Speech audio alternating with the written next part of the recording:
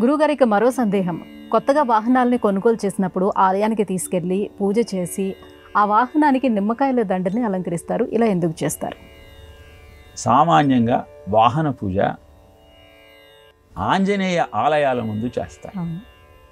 కారణం ఏమిటి అంటే, జ్యోతిష శాస్త్రాన్ని అనుసరించి ఎర్రటి వర్ణం మీద ఆసక్తి ఉన్నవాడు కుజుడు.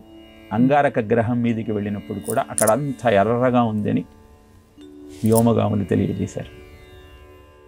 ప్రమాదానికి సంకేతం కూడా కుజుడే.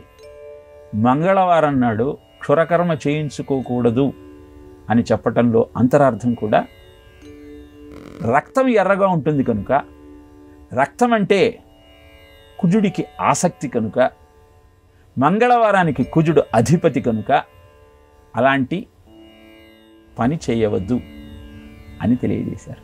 ఇక ఈ ప్రమాదం నుంచి బయటపడాలి అంటే కుజగ్రహానికి అధిపతి ఆంజనేయ స్వామి.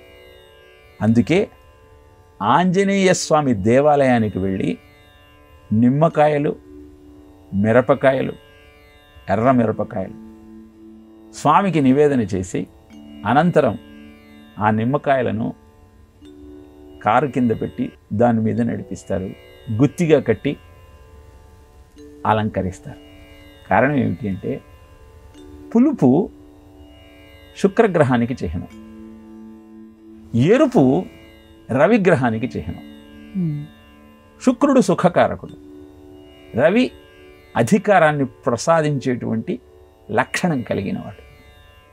వాహనంలో ప్రయాణం చేస్తున్నప్పుడు ఆ వాహన చోదకుడిని సుఖవంతమైనటువంటి ప్రయాణానికి అంకురార్పణ చేయాలి అన్న భావనతో నిమ్మకాయలను, చేసే ప్రయాణం అధికారానికి, ఉన్నత స్థానానికి కారణం కావాలన్న ఆలోచనతో రవిగ్రహాన్ని ప్రసన్నం చేసుకోవటం కోసం ఎర్రటి మిరపకాయలను దండగా గుచ్చి వాహనానికి అలంకరిస్తారు. తద్వారా ఆ గ్రహాల ప్రభావం మనకు అనుకూలంగా ఉంటుంది. కుజుడి వల్ల వచ్చేటువంటి ప్రతికూల పరిస్థితుల నుంచి ఆంజనేయ స్వామి రక్షిస్తాడు. ఆయన కృపా కటాక్ష వీక్షణంతో ఆయనకు నివేదన చేసిన పదార్థాలు మనకు సౌఖ్యాన్ని కలగజేస్తాయి అన్నది ఇలా వాహన పూజ చేయటంలోని ఆంతర్యం. అలానే మనం దసరా రోజుల్లో ఆయుధ పూజ చేస్తాం. దుర్గాదేవి కూడా అద్భుతమైన శూరత్వానికి, నీకు విజయాన్ని ప్రసాదించే తత్వానికి నిదర్శనం.